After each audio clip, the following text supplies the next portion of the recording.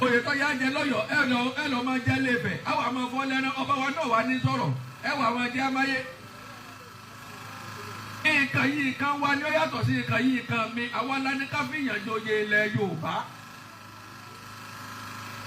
kò sí ti ń jẹ́ pé kinní kan Oòduà authority kan fi.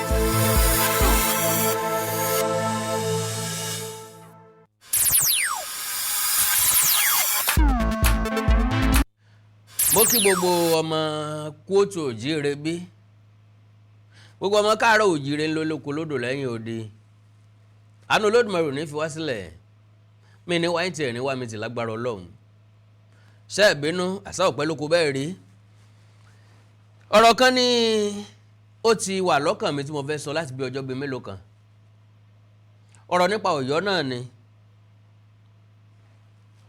àáfàá kan ni mo rí mo ti rí fọ́nrán ẹ̀ tẹ́lẹ̀tẹ́lẹ̀ níbi tó ti sọ wípé gbogbo nǹkan tí kábíyèsí Ọ̀wọ́adé ń ṣe àwọn ará Ọ̀yọ́ làwọn sọ pé kó máa ṣe bẹ́ẹ̀ mo tún wá rí àáfàá náà nínú fọ́nrán míì tuntun níbi tí wọ́n ti ń ṣètùtù wọ́n ń gbẹ́bọ kiri oríta nítorí Ọ̀wọ́adé náà àwọn wọn tí débi wàhálà àwọn náà ni wọ́n ń sáré káàkiri Yorùbá lọ wọ́n bọ̀ wọ́n ní àgbà tí ọ̀kẹ́hùn sọ̀rọ̀ yọ kẹtàn sáré ńbẹ níbẹ̀ ṣe fẹ́ ni ìlú tẹ́ tó wá ń sáré ayé kiri well pápápá ẹjá wo èwo ni àkọ́kọ́ wò ń bẹ̀ gan-an ilé tí wọ́n ti gbẹ́bọ nǹkan ti gbẹ́bọ ní ká kọ́kọ́ wò náà tá a bá wo eléyìí tán ti gbẹ́bọ tán a wà wo eléyìí tí àáfàá ọ̀hún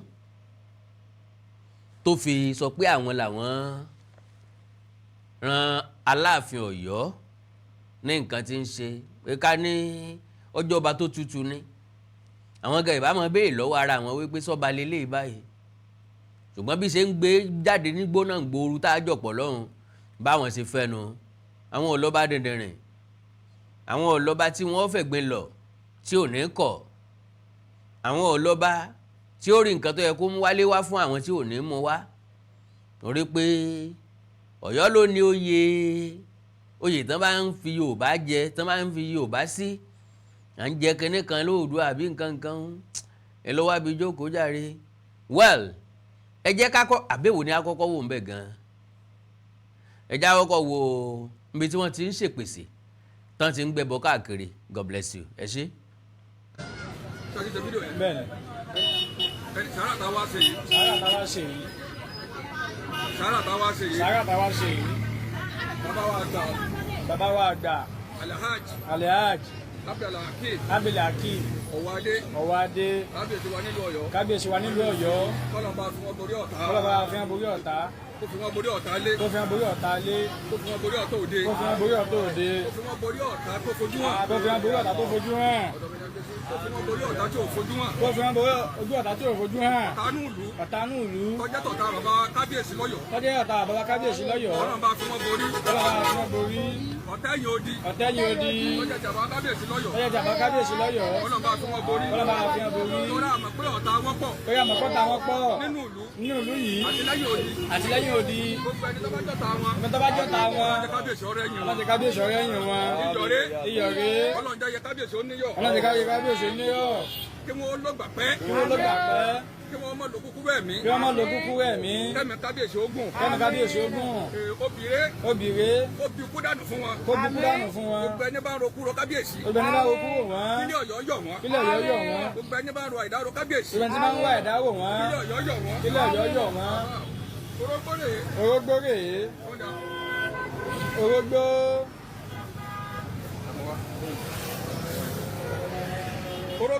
Orógbó ní. Ọlọ́run jẹ́ kẹ́mi bàbá kábíyèsí ogun. Kí wọ́n gbó. kí wọ́n tọ́. gbogbo àwọn ọ̀tá wọn. kí kábíyèsí ọ̀rẹ́yìn wọn.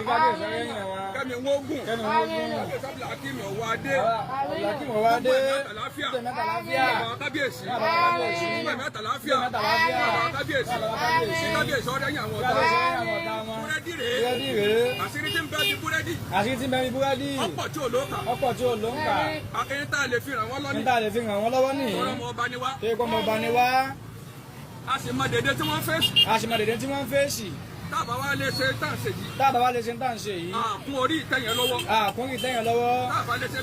tábà lè ṣe tá à ń ṣe yìí. àrùn orí ìtẹ̀yẹ lọ́wọ́. lórí gbogbo tí kábíyèsí fèsì. kìí sàwọn ni wọ́n dá fèsì. Ọ̀yọ́ ní fèsì rẹ̀. Ọlọ́run tó ṣẹ́gun fáwọn tàná. Ọlọ́run ṣẹ́gun fáwọn náà. gbogbo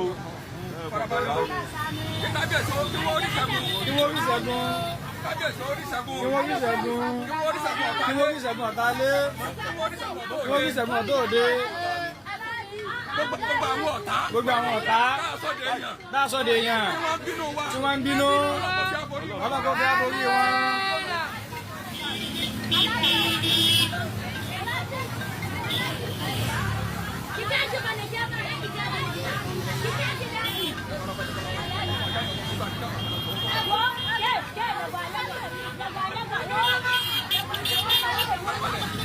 Kábíyèsí Ọwọ́adé.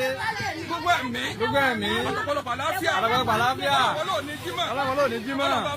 Ọlọ́run bá fún ṣẹ́gun.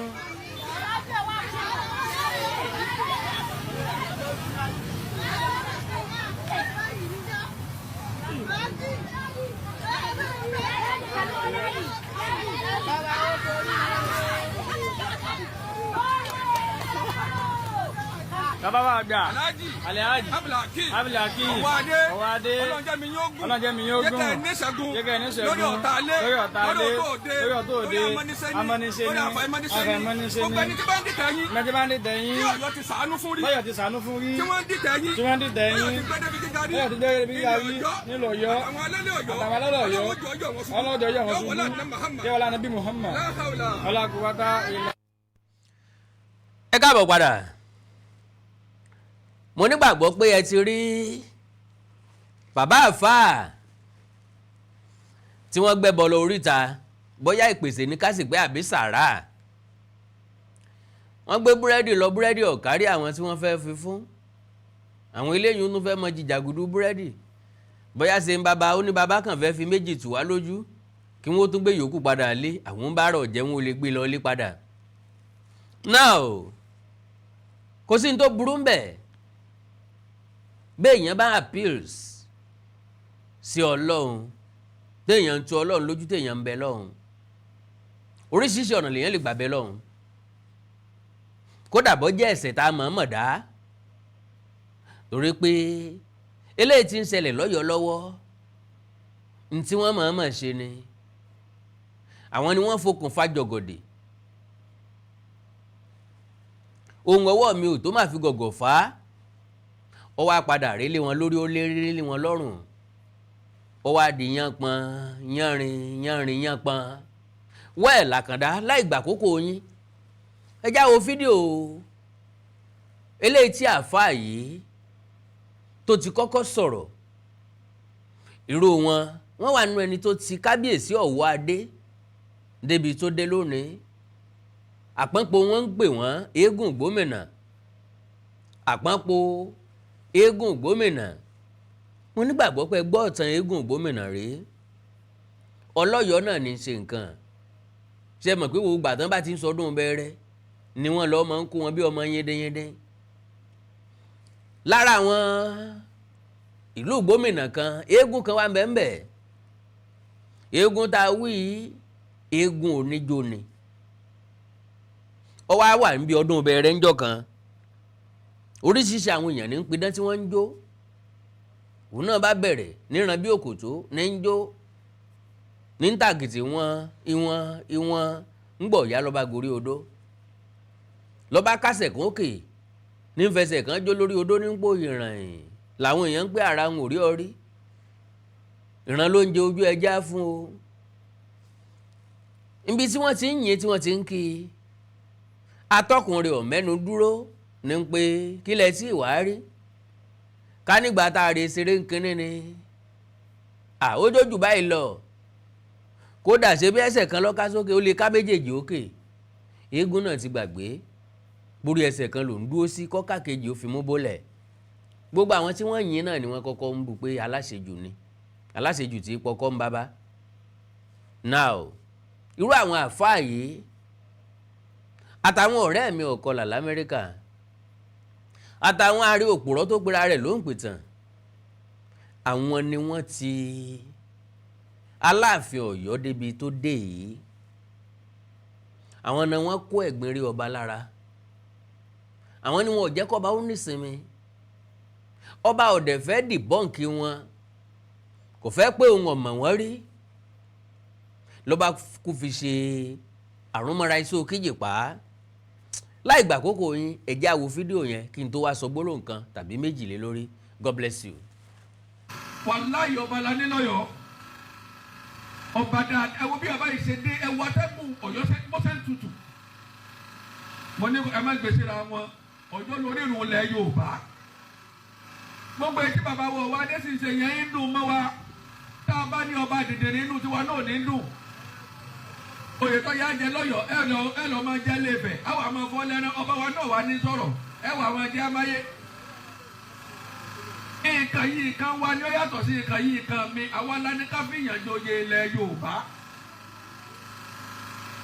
kò sí ti ń jẹ́ pé kinní kan Oòduà ọ̀tọ́rìtì ká fi yàn joyè ilẹ̀ Yorùbá Aláàfin lónìí sábà ń dùn mọ́ wa lọ́wọ́ bí nǹkan tálàfin bá ń sọ̀rọ̀ táwọn èèyàn kan wà ń jáde tí wọ́n ṣe bí blọ́gà ìtàláàfin ṣeun àwọn ọmọ Ọ̀yọ́ la ní ọmọ ṣe bẹ́ẹ̀ tí Aláàfin ọba ṣe bẹ́ẹ̀ àwọn àmọ̀ wò pé sọ́ba lè yí sá.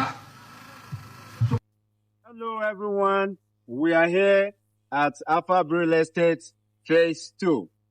Where are we located? We are located at Badi Okioyi, Ilorin, Kwara State.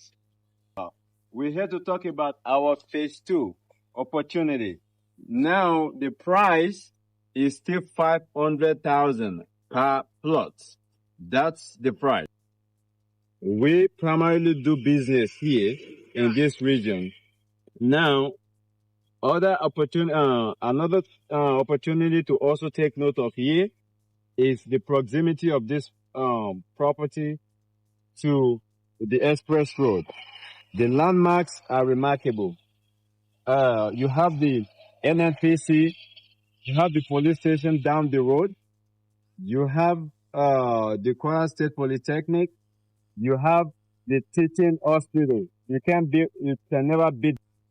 When we talk about development in real estate and we talk about golden opportunity, those are the things to look out for. Now, we work with professionals. We just don't work in isolation. We have professionals working with us. We have our lawyers, we have the surveyors, we have the engineer, and we have our awesome management team in place that they are ready to walk you through the process. If you are ever in need of any, try to reach us, contact us, 081 68 99 41 68. That's the WhatsApp contact. We also have our email, afabbands@gmail.com. Thank you very much. Now we're going to move to phase 3. Thank you.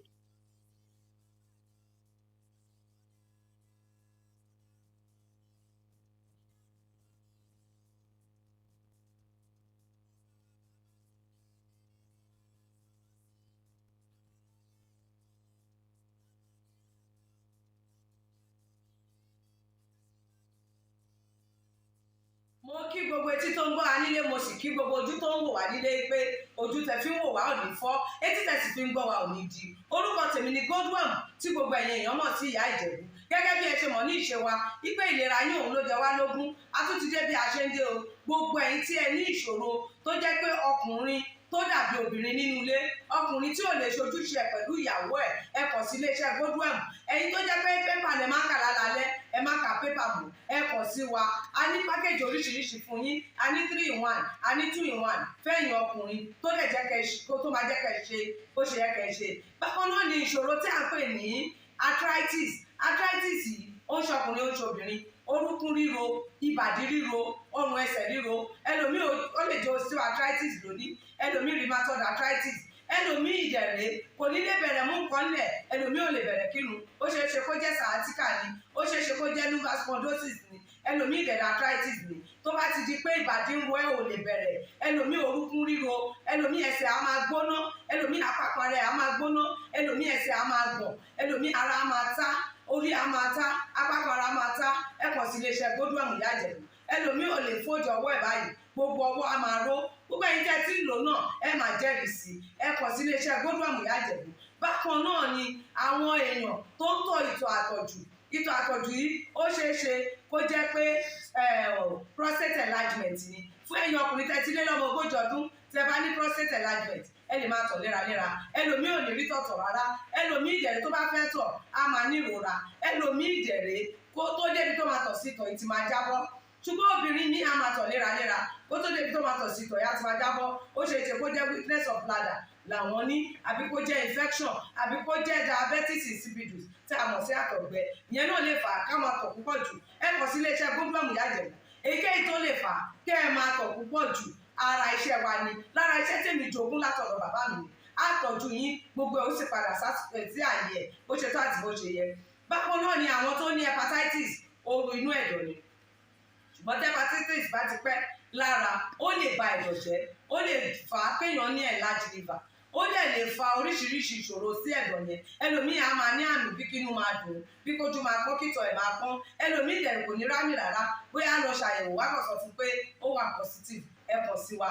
Ẹlòmíì ìdẹ̀rẹ̀ ó lè jẹ́ liver cirrhosis lòun ní, èyíkéyìí tí ẹ ó ìbàjẹ́, ẹ kàn sí iléeṣẹ́ Godwem Ìyá Ìjẹ̀bú. Bí mo ṣe sọ̀rọ̀ yìí tẹ́ ní prostate, ó jẹ́ prostate enlargement ni, ó jẹ́ prostate cancer ni, ẹ kàn sí wa. Pẹ̀lú ògo Ọlọ́run ẹ lè rí bákan náà mọ́. Mo ti sọ fún yín gbogbo ìṣòro yòówù kẹ́ni, ewé àti egbò pọ́nbélé tí àwọn bàbá wa ń lò láyé àtijọ́ tá a ti gbé kalẹ̀ lọ́nà ìgbàlódé tó sì ṣe bẹbẹ lágbára, òun là ń lò fún ọmọdé àti àgbà. Ẹ kàn sí wa, ẹ ní kábàámọ̀ pẹ̀ ṣe bẹ́ẹ̀. Ẹ̀rọ ìbánisọ̀rọ̀ mi ni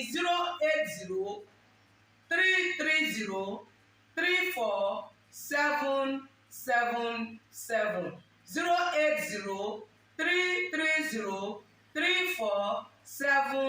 080-330-34777. Ẹ bá wà l'Amẹ́ríkà, kẹ́ ẹ wà ní Spain, kẹ́ ẹ wà ní UK, ibikíbi tẹ́ ẹ bá wà, ó jẹ́ Canada ni, ó lè jẹ́ Port Harcourt ni, ó jẹ́ Abuja ni, ibikíbi tẹ́ ẹ bá wà, ẹ kàn sí iléeṣẹ́ Godwem Ìyá Ìjẹ̀bú. Ẹ bá mi sọ̀rọ̀ lórí WhatsApp, ẹ lè pè mí, ẹ lè fi voice note lẹ̀, ẹ lè fi message lẹ̀ lórí WhatsApp, máa dá yín lóhùn bó ṣe tó àti bó ṣe yẹ. Gbogbo ibi tẹ́ ẹ bá wà lè gbòógì wá máa dé, ẹ sì ní kábàámọ̀ pé ẹ kàn sí iléeṣẹ́ Godwem Ìyá Ìjẹ̀bú. Ẹlòmíì àpapọ̀ ara ẹ̀ á máa kú, kí ló fà tápapọ̀ ara fi ń kú? Ẹ kàn sí wa, ẹ máa mọ̀. Ẹlòmíì ọrùn àdédé máa steve, ẹlòmíì àyà ló máa dùn, ẹlòmíì ẹ̀gbẹ́ ló máa dùn, ẹlòmíì á máa wúkọ́, ó lè wúkọ́ kókó ti wà lẹ́nu ẹ̀ tipẹ́tipẹ́ tí ò sì ní lọ. Ẹlòmíì ìdẹ̀rẹ̀ ó máa ní ìṣòro àti breathe in oxygen, breathe out carbon dioxide. Á wá máa ní ìṣòro, á máa ní kàtà gbogbo ìgbà. Kí ló fà á? Ó ṣeéṣe kó jẹ́ asthma ni, ó ṣeéṣe kó jẹ́ bronchitis, ó dẹ̀ ṣeéṣe kó jẹ́ pneumonia cough ìwọ ní. Tó bá ti kàn sí wa, èyí tó bá jẹ́ nú ẹ̀ ló máa determine irú egbògi tá a lè kẹ́ra láti lè ṣe wa. Ẹ ṣe mọ̀, mo ti sọ fún yín o, ẹ̀rọ ìbánisọ̀rọ̀ wa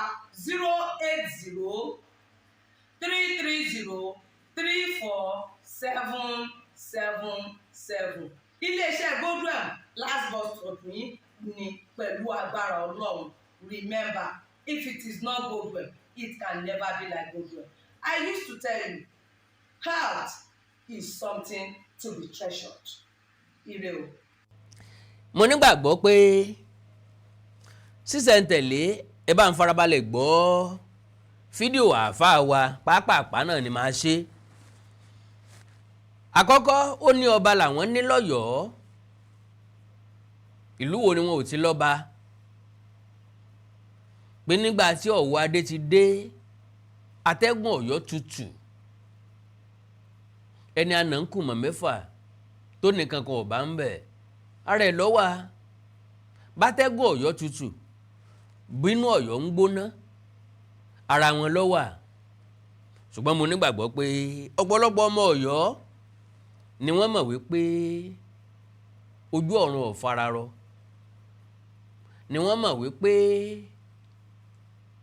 ìlú mòoru ni wọ́n mọ̀ wípé inú Aláàfin ò dùn ọ̀pọ̀lọpọ̀ ọmọ Ọ̀yọ́ nínú wọn ò sì dùn. Well, ìkejì ó ní Ọ̀yọ́ ni orírun Yorùbá. Well, ṣé bẹ́ẹ̀ lórí?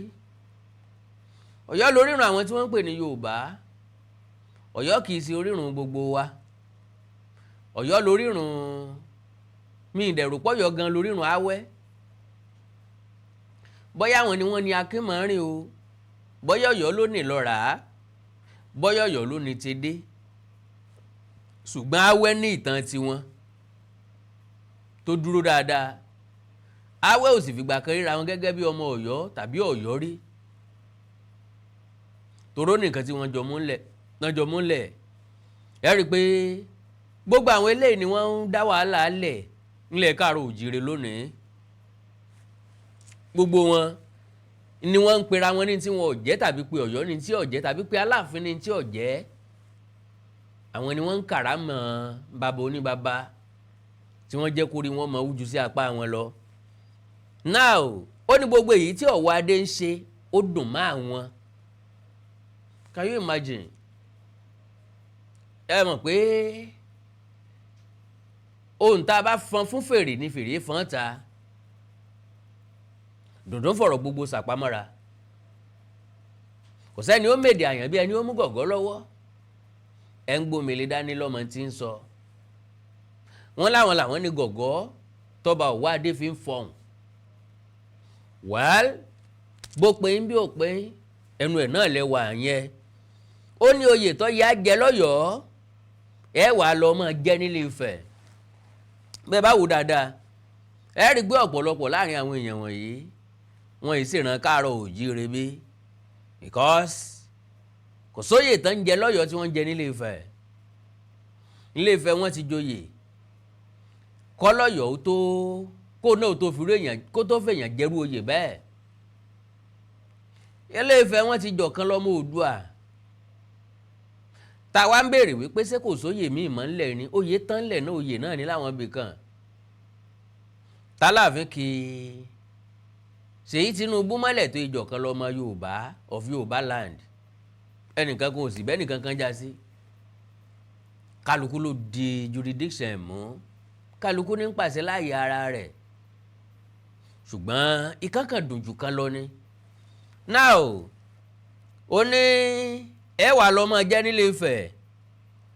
Ọba ọwọ́ wà ní sọ̀rọ̀ ẹ mọ̀ jẹ́ amáyé. Ẹ dákun ṣé iléeṣẹ́ wọn dálẹ̀ lọ́yọ̀ọ́ tàbí iléeṣẹ́ wọn dálẹ̀ lónífẹ̀ ṣé iléeṣẹ́ wọn dálẹ̀ lọ́yọ̀ọ́ tí wọ́n kọ́pì ẹ̀ nífẹ̀ tàbí olùdáṣẹ́ sílẹ̀ wọn mú lọ sọ́yọ́ tí Ilé Ifẹ̀ gbà ń tẹ̀yàn lè fi jẹ̀yàn máyé nu tó lè bí ìyàn nù. As far as I'm concerned orúkọ oyè tí ń bẹ ńlẹ̀ Yorùbá kò ṣeé kà tán bá bẹ̀rẹ̀ sí ní ká fún ọ nísìnyí. Ó túmọ̀ sí pé oríṣiríṣi oyè ni ọba kọ́ba lè fìyàn jẹ kò dẹ̀ papọ̀ mọ́ra wọn. Kódà kó jẹ́ èèyàn kan náà lẹ́fẹ̀ẹ́ fi joyè relationship yín ò papọ̀ mọ́ra wọn. Kálukú ó ṣe tiẹ̀ lọ́tọ̀ọ̀tọ̀. Kálukú ó ṣòwò ẹ̀ lọ́tọ̀ yóò mọ iye rè tí yóò jẹ. Then ọ wá ní àwọn làwọn ní káwọn ó fìyàn joyè ilẹ̀ Yorùbá kò sẹ́ni tí ń bá yín sunkún sí o. Ẹ̀yin tẹ́ ẹni nǹkan yín náà lẹ́ tó ń sunkún ẹ̀ káàkiri because a ti mọ límìtì ibi tẹ́ ń pè ilẹ̀ Yorùbá. Ilẹ̀ Yorùbá yín ò dé Ìbàdàn kò dógbómọ̀ṣọ́.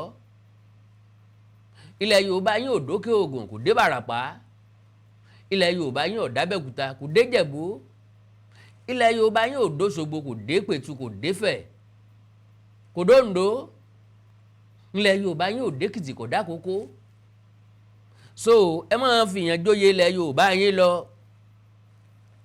Then kò sí ti ń jẹ́ pé kinní kan Oòduà gbogbo oyè Aláàfin ló ní ọ̀dà oyè tán jẹ́ ń Jẹ̀bú ẹ lọ́ọ́ gbà lọ wọn nǹkan jẹ́ lẹ́gbẹ̀ẹ́ lọ́ọ́ gbà lọ wọn ntara Adó Èkìtì ń jẹ lọ́gbà lọ́wọ́ wọn tí wọ́n ń jẹ lákòókò ẹ̀ lọ́gbà lọ́wọ́ wọn bọ́ bá jẹ́ pé ẹ̀yin lẹ́lu gbogbo oyè kò sí ti ń jẹ́ pé kíní kò du àwòyè Aláàfin ni ọ̀dà tẹ́ bá wá ń dùn mọ́ wa lọ́wọ́ tálàfin bá ń sọ̀rọ̀ táwọn èèyàn kan bá ń ṣe bíi blọ́gà bí wọn náà sì ti di blọ́gà àfà bóyá jálà bí ọ̀tà mọ́ ẹ̀yin náà fẹ́ pawó lórí Facebook bí ó bá jẹ́ bẹ́ẹ̀ ẹ fẹ́ lọ ṣe sàárà pẹ̀lú búrẹ́dì 10 bó tiẹ̀ jẹ́ pé ẹni lọ́kàn láti fi ṣe sóò ni ẹ tún fẹ́ kó búrẹ́dì padà lé ẹ ń ṣe sàárà nílànà mùsùlùmí ẹ ń pé obì ní ń bí kú obì ní ń bàrùn sẹ́ẹ̀tì mọ̀ pé afáwọn jálàbí ni bọ́ ẹ bá ṣègbàgbọ́ ẹ ṣègbàgbọ́ bẹ́ẹ̀ bá ṣèṣẹ̀ṣe ẹ ṣèṣẹ̀ṣe èwo ni gbàgbọ́ díẹ̀ ìṣẹ̀ṣe díẹ̀ gbàgbọ́ náà gbogbo ẹ̀ ṣá èwo lẹ̀sìn Islam ẹ̀sìn mùsùlùmí díẹ̀ ìṣẹ̀ṣe díẹ̀ because ó kọ àfáà lẹ́ fi lọ bẹ̀ ọ̀rọ̀ ṣẹ̀ṣe lẹ́ ń sọ orógbó rèé o kí kábíyèsí ó gbó o ọ̀rọ̀ ṣẹ̀ṣe ni ńjọ́ ló dé nu Kùránì ńbo lẹ ti rórógbó nu Kùránì ńbo lẹ ti róbìnrin bí kú obìnrin ń bàrún nu Kùránì ńgbò lọ jẹ jáde ọ̀nà wo lọ́gbà jẹ jáde sí ànábì wa Muhammad sallallahu alayhi wa sallam sóun ló lorógbó ni àbóun ló lobì àbóun ló luyọ̀ tí ń pe iyọ̀ rèé o káyé kábíyèsí ó dùn o ẹni inú ẹ̀ òdùn tí ń lá ṣúgà ní ẹni tí inú ẹ̀ òdùn tí ń lá ṣúgà kò sí bẹ́ẹ̀ èèyàn ṣe gbó lẹ́nu tó tí ó jẹ páálí iyọ̀ kan tán ẹ̀rí pójú tì í àwọn tẹ́ ẹ lọ fún nǹkan ìjẹ́ wọ́n gba iyọ̀ lọ́yìn búrẹ́dì ni ebi ti fẹ́ pa wọ́n kú àwọn ẹni ẹlẹ́ni ẹ̀dùn kó búrọ́dì lọ fáwọn ń bá rà ẹ̀ tún kó pé wọ́n fẹ́ lè mọ fa búrẹ́dì yá mọ́ yín lọ́wọ́ ṣe rújú ayé yín ní téèyàn ọba ṣe tí ọba ti kájú ẹ̀kọ́ mọ̀ wulẹ̀ ṣe bọ́ bá jẹ́mi lẹ́yìn ni ẹ ti ka iye àwọn oníbàárà ti mẹ́mbẹ̀ iye wọn bọ́ bá jẹ́ 20 ni ẹ yà kó búrẹ́dì 40 lọ ẹ jọ kárí wọn so àwọn èèyàn míì tí ìsọ oníbàárà náà àwọn náà ó dùn yòókù mọ́ yín lọ́wọ́ àdúrà yín gbà nu so ẹ wàá rí sàrà ṣe fáwọn èèyàn gidi mọ́ àwọn oníbàárà lẹ́ ń ṣe fún òbúrò Ọlọ́run ràn yín lọ́wọ́ then wá ní tálàfin ṣeun àwọn ọmọ Ọ̀yọ́ la ní ọmọ ṣe bẹ́ẹ̀ àríṣẹ́ yín lára wọn àrọ́lá mọ̀rọ́lá rẹ̀ lára òkun mọ̀rọ́lá rẹ̀ lára ọ̀sà mo ti rọ́lá rẹ̀ lára òkun ẹ̀rí jẹ́ ń rọ́lá rẹ̀ lára mi àrọ́lá yín lára Aláàfin wá ní tálàfin ọ̀bá ṣe bẹ́ẹ̀ àwa gan láàmú sọ pé sọ́ba rèé sá now gbogbo ń tẹ́ wá sọ kalẹ̀ yìí kẹ́ni patẹ́ ẹ kó ẹtì ẹ̀ ti kó paná ńbẹ́yìn náà lẹ́ ń gbọ́ gbẹ́bọ káàkiri gbé tutù káàkiri torí gbogbo ń tẹ́ ẹ kó nú ẹ̀ kò yàtọ̀ sẹ́bọ kò yàtọ̀ sétùtù sétùtù yín ti gbà sẹ́bọ yín ti gbà ẹ kú wọ̀nà kábíyèsí Aláàfin sínú ààfin àrípẹ́ ti renovate pálásì ọba ọ̀pẹ lórí àpèrè àwọn baba ńlá wọn ọba dàgbà wọn ó dògbó wọn fọ́ pawú wọn fèrèkì jobi àkàndá ló rọ̀rọ̀ lẹ́nu bíi tejò àjàó àró irúnmọ́lẹ̀ padà bọ̀ràn míyàn aláwàdà kẹ́ríkẹ́rí náà làwọn ọ̀rẹ́ wa láti ìlú Ọ̀yọ́ kó tó yé èsàn omi rẹ̀ ọ̀lọ́ Ọlọ́run ní jẹ́ kó pẹ́ kó tó yé wọn well ẹ subscribe sí YouTube channel mi Awikonko TV tọ́ra àti ìmílẹ̀ tí Facebook ó ṣe ẹ̀jẹ̀ àmọ́ bára wa pàdé lórí YouTube nìkan ná ẹ subscribe sí YouTube channel mi àti new Facebook mi náà Awikonko television ẹ sáàṣì fún Awikonko television lágbára Ọlọ́run àánú Olódùmarè ò ní fi sílẹ̀ o mi ní wáìntì ẹ̀ ní wá mi tì àtẹ̀mí àtẹ̀yìn kájọ fa ìkú dẹ́gbẹ́ra ẹ láìkẹ́ ẹ fọ́lọ̀ ẹ tẹ bá ní nǹkan pàtàkì tẹ fẹ́ kájọ ṣe já sọ lórí WhatsApp +234 904 851 9362 +234 904 851 9362 èdè àti àṣàlẹ̀ káàró òjìrè òní wọmi orílẹ̀-èdè lẹ̀ káàró òjìrè òní dàrú ìlú ẹnì kọ̀ọ̀kan wa yóò tòrò mìnìmìnì àjùwà ṣe o. Awikonko Development Fans Club ilé aláyọ̀ ilé wa. Awikonko Development Fans Club ilé aláyọ̀ ilé wa.